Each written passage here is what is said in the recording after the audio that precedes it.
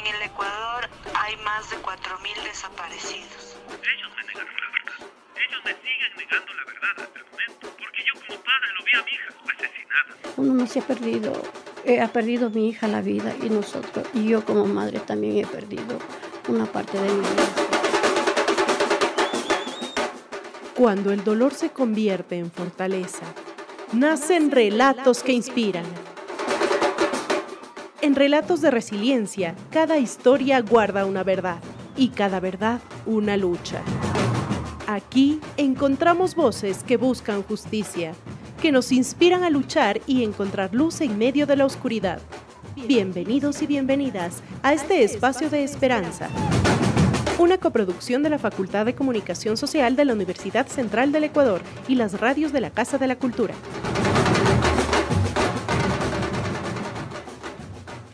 Más allá de los femicidios están las luchas de las familias de las víctimas de femicidio. Hoy en este podcast vamos a conversar con la mamá de Fanning Soad, una víctima más de los femicidios en Ecuador. Doña Mercedes, bienvenida. Preséntese, por favor, y su lucha. ¿Cuál ha sido su lucha para conseguir justicia por Fanning?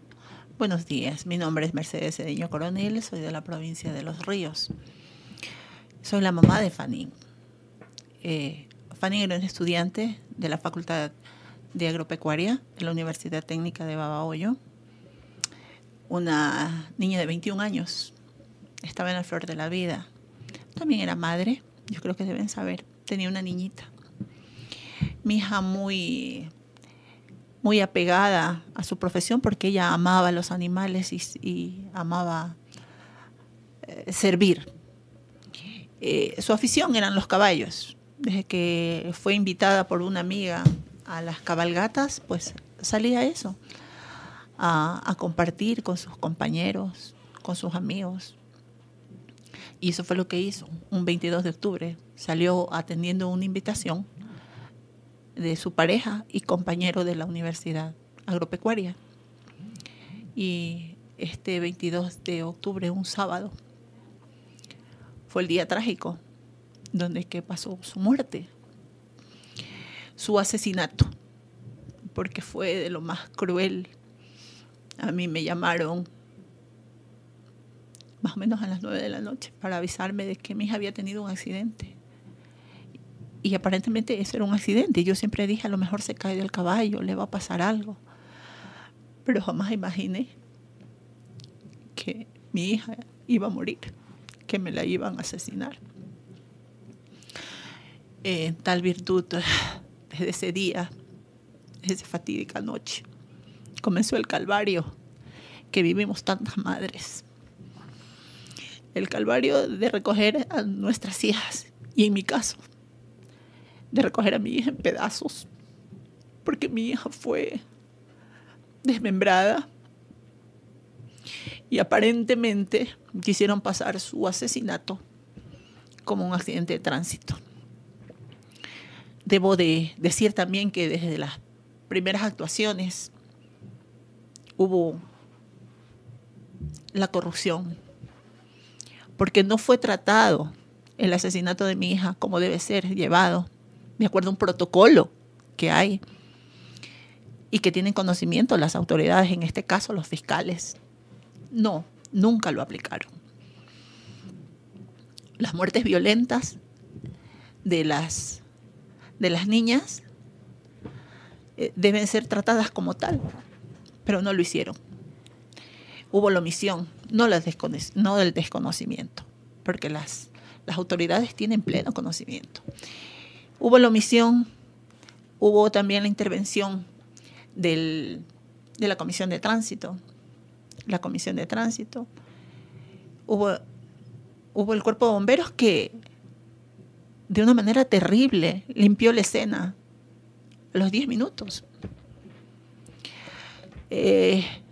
Hubo el ocultamiento y no la debida manera para llevar las evidencias, porque hubo evidencias.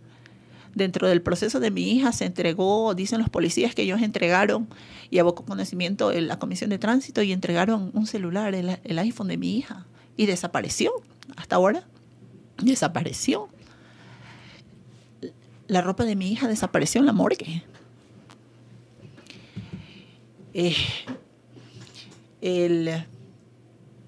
La investigación no fue llevada debidamente. El investigador se volvió una persona ajena a mí porque de repente no comenzó ni siquiera a atender ni mis llamadas ni mis mensajes. Entonces, ¿qué pasa con el sistema judicial que debería ser nuestro auxilio? Debería estar con nosotros las víctimas, las madres. Pero ha habido una serie de inoperancias y yo creo que no es desconocimiento. Yo creo que esto tiene nombre y apellido. Esto se llama corrupción.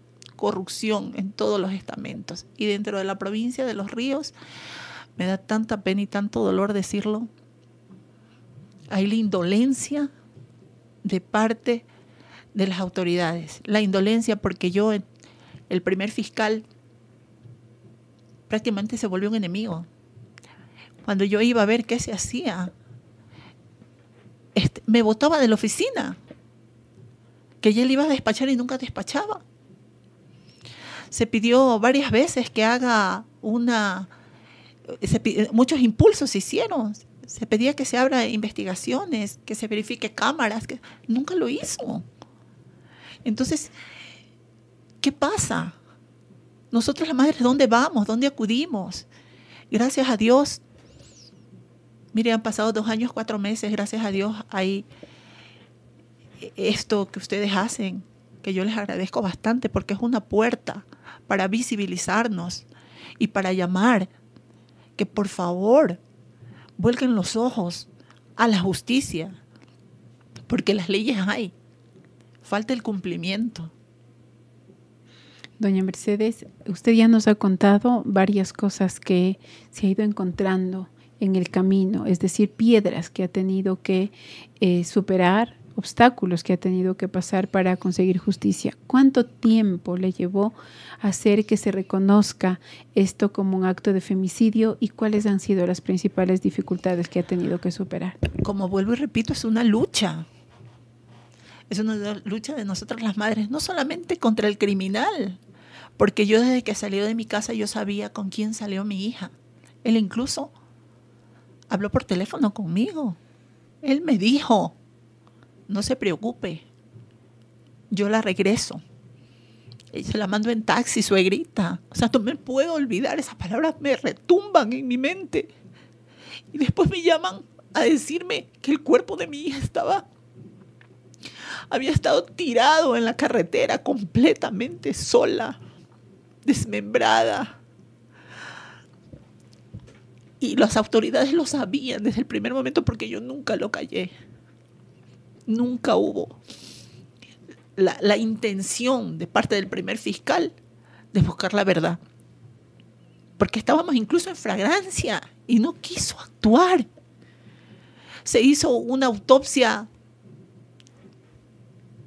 que nunca la procesaron debidamente. Hubo una segunda autopsia. Y qué pena decirlo. La una dice, y las quieren hacer pasar por tránsito. La otra dice que hay golpes, que no concuerdan con la otra. No puedo decir detalles debido a que se lo maneja de manera reservada. Pero el cuerpo habla, el cuerpo decía. Si las autoridades que llevan los procesos no toman la ley como está estipulada, ¿qué podemos hacer? ¿Dónde vamos? ¿A quién pedimos ayuda?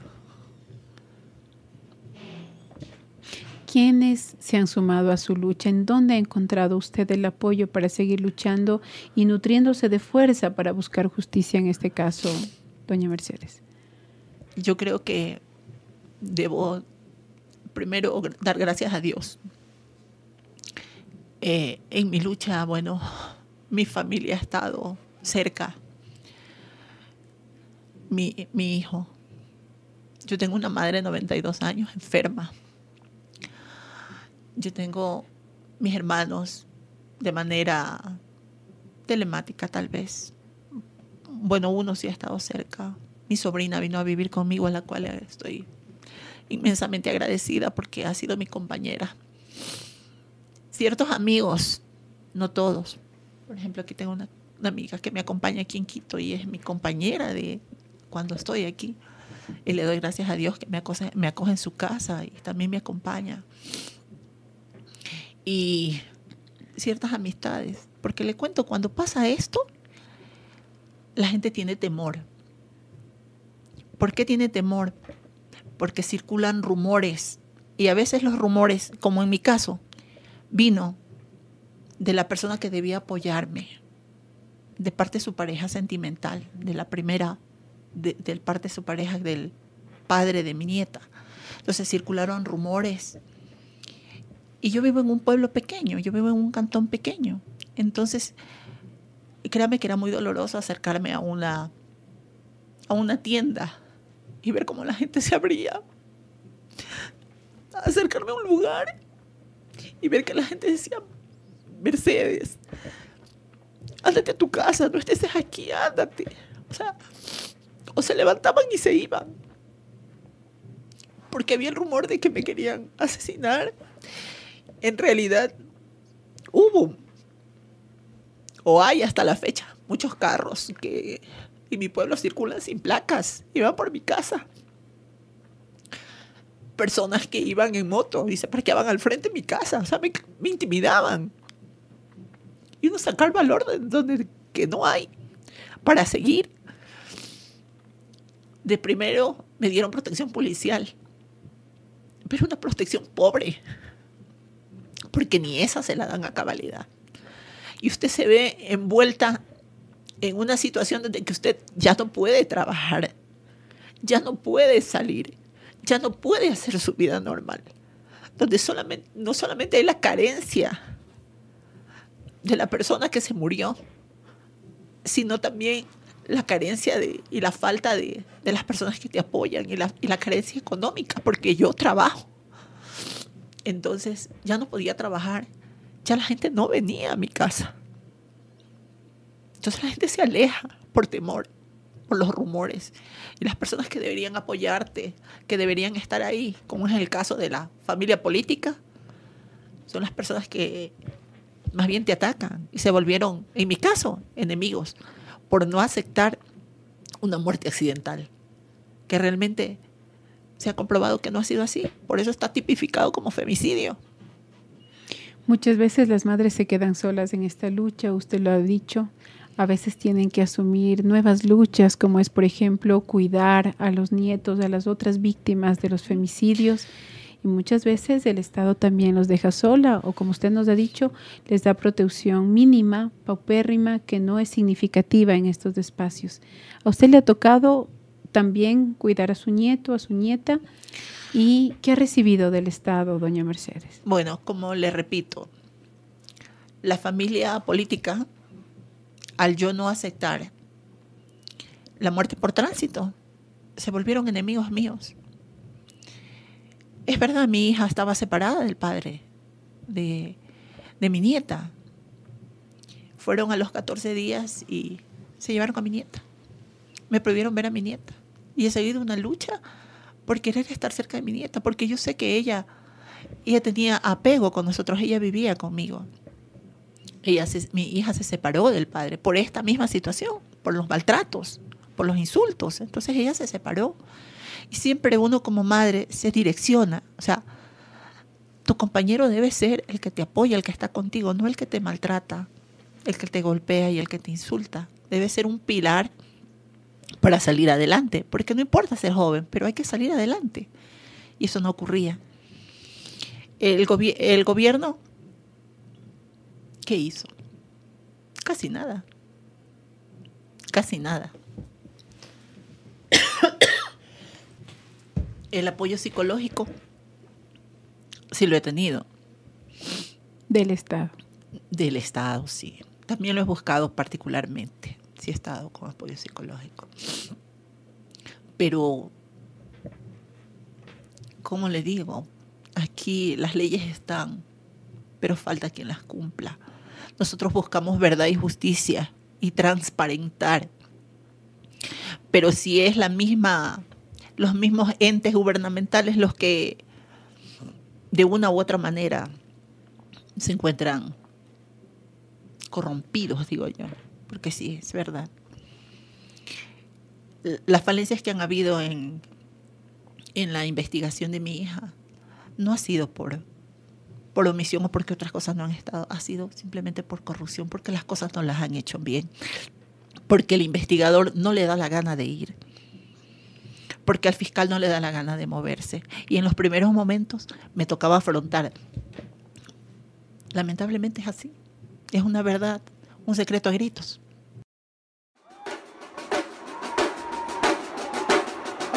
Estás escuchando Relatos de Resiliencia, donde las voces inspiran y el dolor se transforma en fuerza.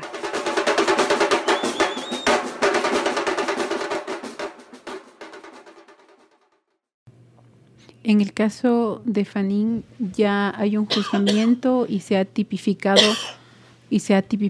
como femicidio. Sí. ¿Cuánto tiempo le llevó que se logre tipificar como femicidio? ¿Está juzgado el asesino? ¿Cómo está la situación en este caso? El proceso de mi hija sigue como en investigación. Está tipificado como femicidio por las investigaciones que se ha hecho.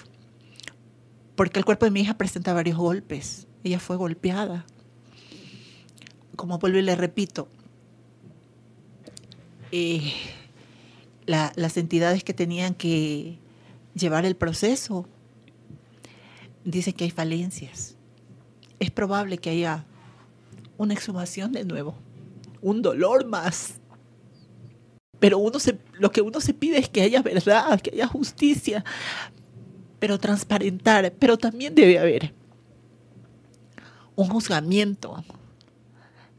Las personas que tenían que hacer su trabajo y no lo hicieron bien. A las personas que han tratado de ocultar una verdad. Porque no es posible que por tener un padrinaje o tener presencia económica puedan ocultar un crimen tan atroz. Porque mataron a una madre, a una jovencita que estaba recién queriendo vivir, a una niña inteligente le dejaron huérfana a una bebé. Y a mí también. Este proceso, como madres, nos revictimiza siempre, porque cada vez que vamos a una fiscalía, subimos y bajamos grada. Yo voy por el casi 6º fiscal. Ahora creo que con el cambio de fiscal provincial que hubo y con el cambio del fiscal, se está moviendo el proceso. Ahora sí se está moviendo el proceso, porque anteriormente lo retardaban mucho. Y ha sido una lucha para que lo tipifiquen como femicidio. Es más, el forense en las declaraciones que dio últimamente admitió que hubo golpes, pero no informó, no hubo el protocolo, que hubiera obviado tanto dolor y tanto tiempo. Y también pérdida, porque para el Estado es una pérdida tener que mover personas de un lado para otro sin que cumplan con su deber y se retrasa el proceso. Lo que uno se pide es que, yo pienso que debería ser que las autoridades que se encargan de estos casos no sean autoridades comprometidas. Yo pienso que se debe sanear poniendo fiscales de otra provincia que no tengan compromisos. O a la final también ellos se contaminan, porque aquí hay una contaminación terrible. Estás escuchando Relatos de Resiliencia, donde las voces inspiran y el dolor se transforma en fuerza.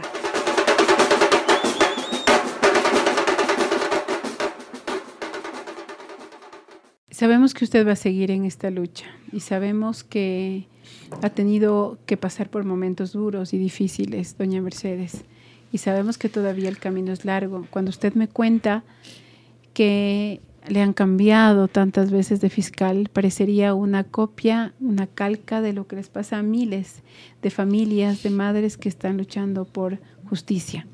¿Qué le pide al Estado y qué es lo que les llena de esperanza para seguir en esta lucha, doña Mercedes? Bueno, yo veo a tantas madres que luchan, que pasan años atrás de una causa, que no se cansan de gritar. Y eso me da fuerza porque no estoy sola. ¿Qué le pediría al Estado? Que sea vigilante del proceso, que haya la celeridad, que haya la transparencia, que no haga caso omiso de nuestras denuncias, porque cuando nosotras como madres denunciamos a los fiscales porque hay falencias, porque algo pasa, que el gobierno debe darse cuenta que estos procesos dolorosos, donde hay víctimas, donde ha habido tanto dolor, donde ha habido la sangre de nuestras hijas ha sido derramada, no puede volverse un negocio de fiscales y de jueces corruptos. Debe parar esto, aplicando la ley, que haya celeridad, que haya transparencia, que no nos abandonen, porque nosotros a veces nos sentimos abandonadas del Estado sin atinar qué hacer ni a dónde ir, porque si hubiera la transparencia, la justicia, yo no estuviera aquí, no estuviera en este medio. Ya se hubiera dicho justicia, van 2 años, 3 meses y 7 días de la muerte de mi hija. Y el proceso sigue en investigación. Sigue en investigación. Y no ha sido por mi falta. Ha sido simplemente por la falencia de los organismos estatales. Y que se debe depurar el sistema fiscal y judicial. Porque hay jueces. Les juro, ahorita vengo del Consejo de la Judicatura porque quiero ver a mi nieta. Desde marzo no veo a mi nieta. Hace un año. Ya va a ser 1 año, es que no me permiten ver a mi nieta. Que es una forma de tomar represalias conmigo, porque es mi nieta, es mi sangre. Es lo único que me queda de mi niña. Y un proceso tan viciado como lo es, y ellos lo saben, pero lamentablemente, como ellos dicen, los jueces son autónomos. Pero ¿quién castiga a los jueces? Los fiscales vienen y se molestan cuando usted les pide, les exige, les pone escritos, les piden que despachen. ¿Y qué hacen ellos? Simplemente se molestan o lo botan de la fiscalía o simplemente le ponen una denuncia y le declaran enemiga manifiesta. ¿Y nosotros qué hacemos? ¿Dónde vamos? Nos cambian el fiscal unos a otros y los otros se excusan y nosotros no tenemos qué hacer porque seguimos atrás de un fiscal rogando y pidiendo algo que no deberíamos rogar, algo que deben cumplir. Las leyes están hechas para cumplirlas. Ellos como fiscales y como jueces tienen un deber. Ellos juramentan para eso y deben actuar con imparcialidad. Ellos ganan un sueldo que deben de vengarse. No deben hacer un negocio como si lo hacen. Es que hacen un negocio y abusan de su poder y nos lastiman, nos dañan. Por eso tantos femicidios. Usted ha visto que yo realmente antes las noticias las oía, pero no les prestaba tanta atención, como que hasta que esto tocó mi puerta. Y ahora yo me doy cuenta cada vez y cuando, cada 26 horas matan a una mujer y no hay quien pare esta violencia. Nos asesinan y se está volviendo esto tan normal, algo que no es normal. Ahora ya la gente ni siquiera se inmuta. Hubo un sicariato, esto no había, pero si las leyes no son sancionatorias, no son fuertes, nuestra sociedad va a seguirse deteriorando. Si ya se está volviendo una sociedad indolente, solamente las personas que están apegadas a nosotros sienten nuestro dolor y tal vez las que son madres, pero el resto se está volviendo como el pan nuestro de cada día y se está normalizando, algo que no es normal. Por Dios, debemos de parar y eso se debe parar haciendo que las autoridades cumplan con su deber. Cuando uno se las denuncia, pues que haya los correctivos necesarios, porque si no, esto no va a parar. Doña Mercedes, hay personas que están iniciando este camino de luchar por justicia. Hay madres que están iniciando este camino porque se haga justicia por sus hijas. ¿Qué les dice a ellas? Que lamentablemente tienen que sacar fuerzas de donde no tienen, que tienen que rogar a Dios. Y que nuestras hijas, a la única persona que tenían y tienen, es a nosotras, que somos las madres,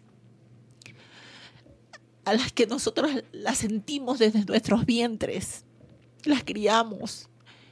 Muchas, tal vez sin un padre, así como yo, sola. Y ellas nos tenían a nosotros y nos tienen que seguir teniendo a nosotros.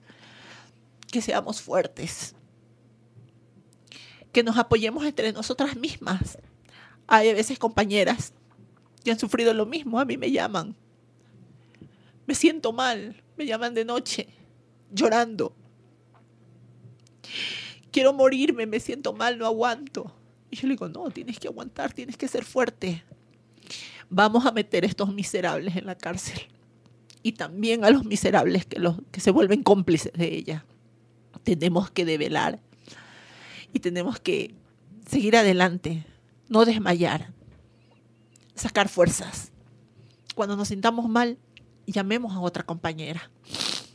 Pidamos ayuda, no nos callemos, no ocultemos la violencia, no ocultemos al agresor tampoco, porque si nuestra vecina está siendo golpeada, denunciemos, apoyémosla, ayudémosla, no la abandonemos. Porque los golpes son la secuencia tal vez a un femicidio. Y que seamos fuertes. Yo agradezco a ustedes como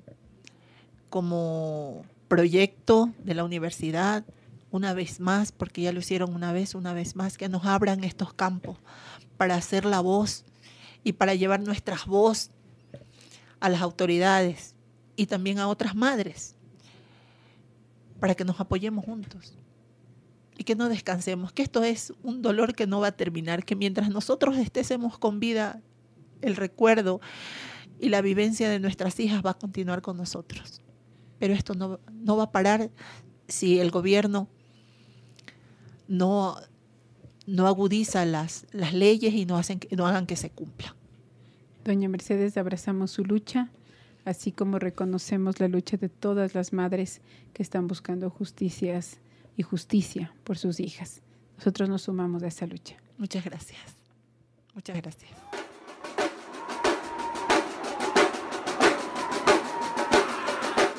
Gracias por acompañarnos en Relatos de Resiliencia.